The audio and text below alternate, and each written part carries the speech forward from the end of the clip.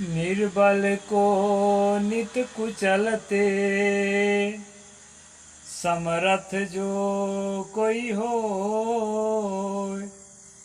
ऐसे मनु के राज में जनता निस दिन रोए। नमस्कार दोस्तों, मैं अविनाश दास रेशनल कबीर यूट्यूब चैनल में आप सबका हार्दिक स्वागत करता हूं।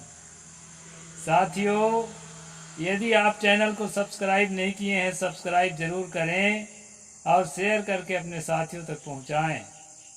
मैंने एक साखी बोली है दोस्तों, साखी का मैं संक्षेप में अर्थ बता देता हूं। इसके बाद जो है मनु स्मृति के प्रसंग में हम आगे की ओर बढ़ेंगे।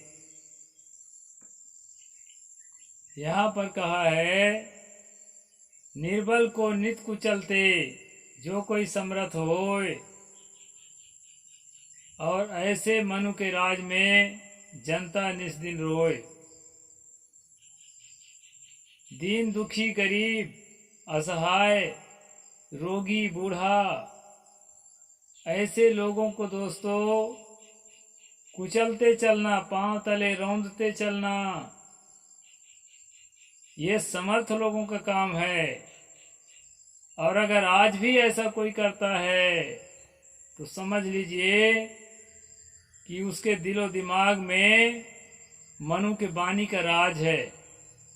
देश में चाहे भले ही संविधान लागू हो, लेकिन उसके दिमाग में मनु स्मृति लागू है दोस्तों। तो कल हमने पढ़ा था, क्षत्रियों को, राजाओं को मनु जी आदेश दे रहे थे कि ये राजाओं, अपने राज में हाथ पे हाथ धर के बैठे रहना नहीं है। अगल बगल के राज में जाओ, धावा बोलो, चढ़ाई करो, लड़ाई करो और वहाँ की संपत्ति लूट करके लाओ और वहाँ के स्त्रियों को लूट करके लाओ और पहले ब्राह्मणों को जो है दान करो, इसके बाद जो है उसका उपभोग करो। इस प्रकार से मनु जी कल आदेश दिए थे। और आगे जो है दोस्तों, आज हम पढ़ेंगे कि आगे और क्या कह रहे हैं। तो मैं संक्षेप में पढ़ूंगा। यहाँ एक ही बात को बहुत बार दोहराया जाए रहता है, तो उसको जो है दोस्तों शॉर्ट में हम लोग समझने का प्रयास करेंगे और शुरू से आखिरी तक देखना। बड़े मजे की बातें हैं। यहाँ कहे हैं, जो पदार्थ भूमि रत्न आदि प्राप्त न हो उसे पाने की इच्छा करे। जो चीज नहीं जीत पाए हैं उसको जीतने की इच्छा करो। और जो संपत्ति जीत कर लाया हो उसको यत्न पूर्वक रक्षा करें। रक्षित धन को व्यापार आदि के द्वारा बढ़ाने का कोशिश करें। और जो है पात्र देखकर उचित मात्रा में उसको बांटें। ये बात यहाँ है ब्राह्मणों को देने के बाद। कल जो हमने बताया था आपको, श्लोक नंबर 98, 99, 100 के आसपास हैं। और ये बातें बहुत कई बार जो है रिपीट है, इसलिए मैं शॉर्ट में चल रहा हूं दोस्तों। सर्वदा सेना को तैयार रखें। फौज जो है हर समय सजा रहे, चारों तरफ तैनात रहें। नित अपने पुरुषार्थ को दिखलाए। हर रोज परेड करते रहना चाहिए। आज भी सैनिकों को करना चाहिए, अच्छी बात है ये। अपना मंत्र सदा गुप्त रखे और शत्रुओं के छिद्र नित्य पता लगाए। शत्रुओं के कमी, उसमें कमी क्या है, जब तक हम दुश्मन के छिद्र को नहीं जानेंगे, उसके कमियों को नहीं जानेंगे, तब तक उसके साथ हम जो है मतलब युद्ध नहीं कर सकते हैं, उससे विजय नहीं पा सकते हैं। इस प्रकार जो है ये युद्ध की नीतियां हैं दोस्तों। हमेशा सेना को तैयार रखने वाला राजा सारा संसार डरता है, इसलिए सभी प्राणियों को दंड के बल से ही अपने अधीन करे। मतलब दादागिरी के हिसाब से ही अपने इसमें अधीन करने की बात कही गई है। क्योंकि वो जमाना ऐसा था दोस्तों कि जो है प्रजातंत्र के हिसाब से काम नहीं चलता था। उस समय जो है मार काट से ही काम चलता था। ये चुनाव यात्रा वाला हल्ला कर रहा है, इसलिए मैं जो है पढ़ते पढ़ते अंदर आ गए। हाँ, तो आगे चलते हैं दोस्तों। साम दाम भेद और दंड के द्वारा जो है सैन्य द्वारा उन्हें बस में ले आवें। पंडित लोग सामाजिक उपायों को राष्ट्र वृद्धि के लिए साम दंड को ही सदा प्रशंसा करते हैं। साम दाम दंड भेद आप लोग सुनते होंगे चुनाव यात्रा में, तो वो सबका प्रयोग करने के लिए मनु जी यहाँ जो है ऑर्डर कर रहे हैं। और जो है आगे हम देखते हैं दोस्तों और क्या कहते हैं।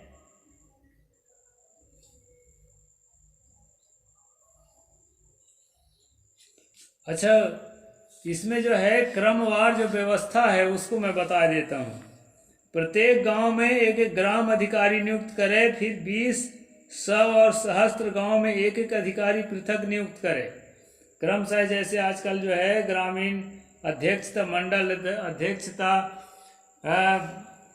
जिला पंचायत अधिकारी, तो फिर विधायक और क्या क्या होते हैं ना, इसी तरह जो है क्रमशः जो है व्यवस्था करने के लिए यहाँ मनु जी कह रहे हैं।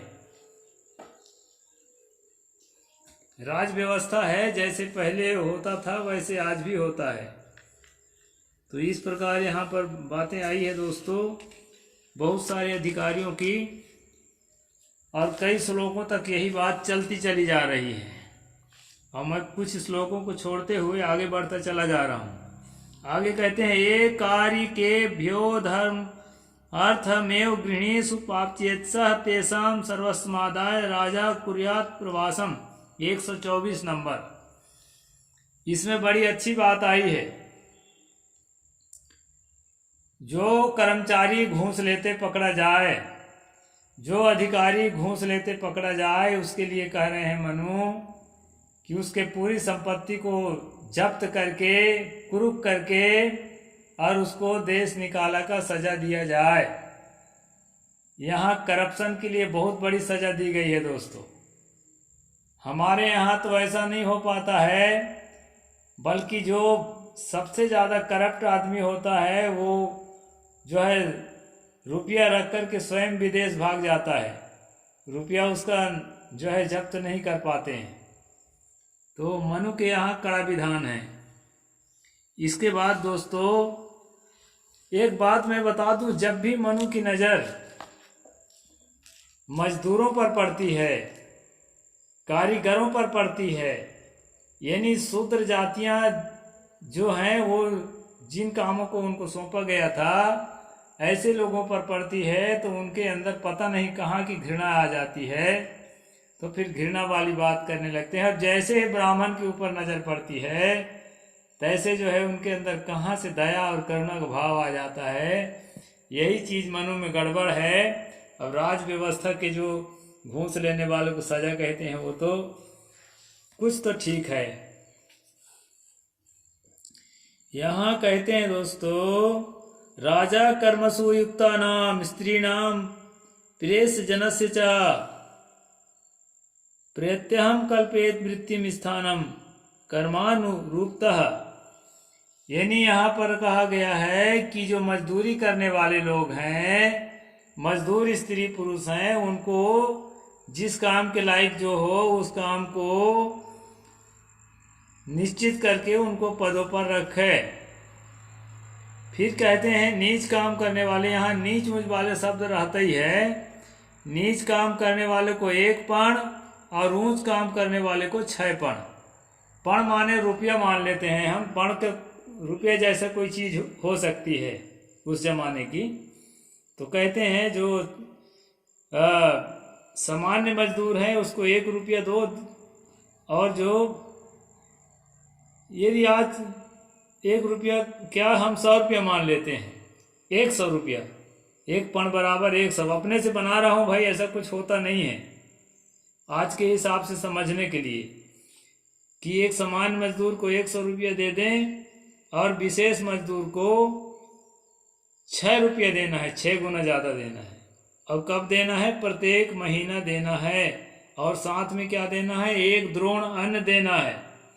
अब 1 द्रोण बराबर होता है 8 मुट्ठी का 1 किंचित, 8 किंचित का 1 पुष्कल, 4 पुष्कल का 1 आढ़क और 4 आढ़क का 1 द्रोण। ये आढ़क पुष्कल सारी चीजें प्राचीन हैं, इसको हम नहीं जानते। तो अन्न को किसी पात्र में नाप के देने की विधान है, उसी को यहाँ पर द्रोण कहा है। तो इसको अनुमान से समझ लेंगे दोस्तों।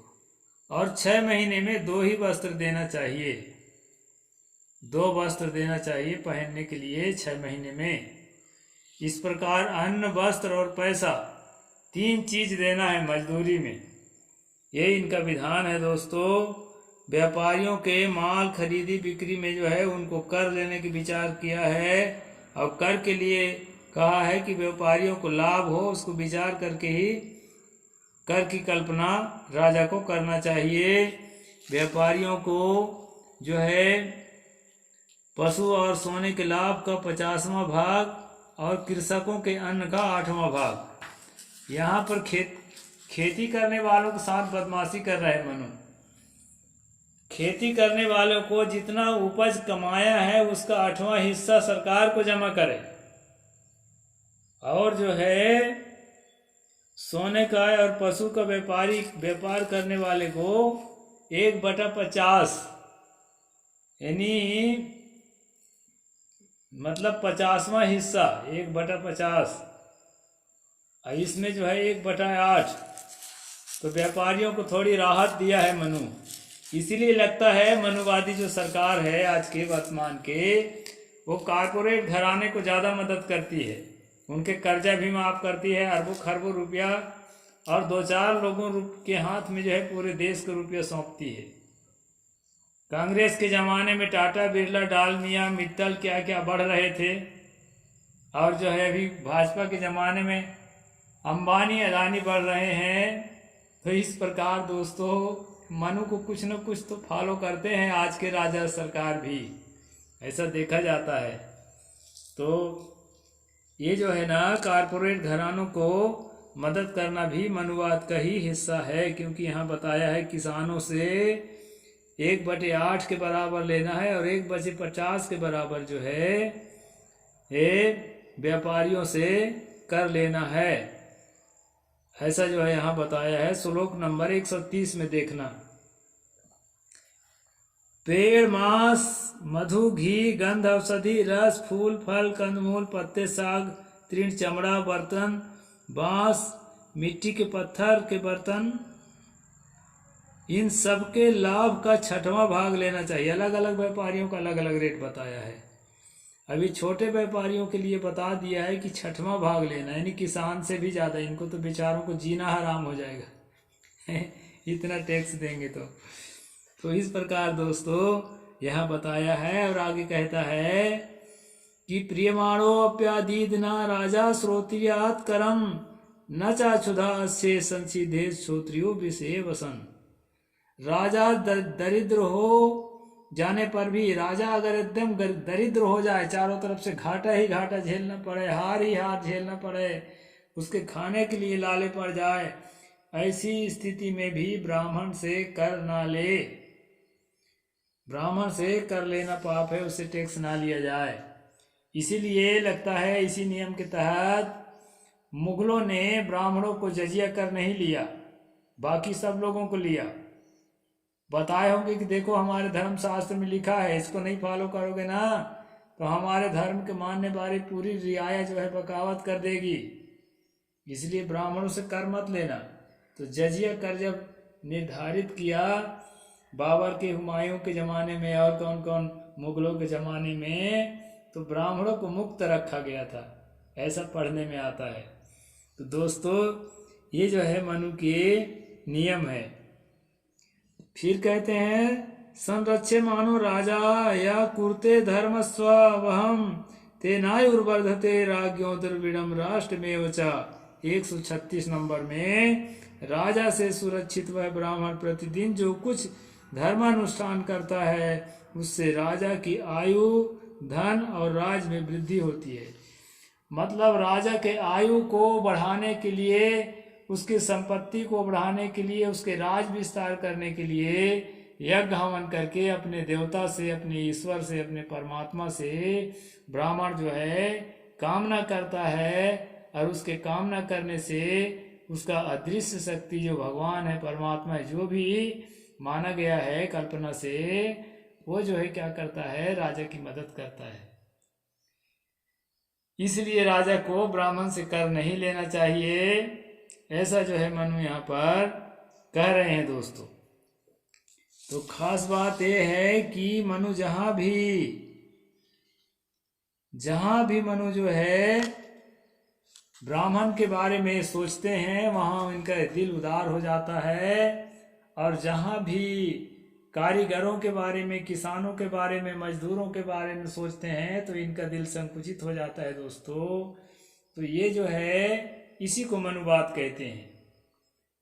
कारपोरेट घरानों की ज़्यादा सुविधा दिया है, छोटे व्यापारियों को जो है अधिक कर परसेंटेज मांग रहा है, तो ये है तो उटपटांग। तो इसको जो है हमें समझना चाहिए। राजा अपने राज में छोटे व्यापार से जीने वाले व्यापारियों से भी कुछ न कुछ वार्षिक कर लिया करे। इसमें थोड़ा सा ये उलट पलट है, इसमें दोनों तरह बात है। अभी जो है ऊपर देखे थे छोटे को बड़ा लेने को, ज़्यादा लेने को बोला था, अब इसमें लिख रहा है कुछ न कुछ कर जरूर ले। हो सकता है और बहुत छोटे व्यापारियों के लिए होगा। तो इस तरह से दोस्तों आज का जो है प्रसंग हम यहीं तक रखते हैं। आगे जो है चर्चा करेंगे और जो है आगे क्या मनु का विचार है कारीगरों के विषय में और अन्य चीज़ों के विषय में, उसको भी हम आगे विचार करेंगे। साहेब बंदगी, जय जोहार।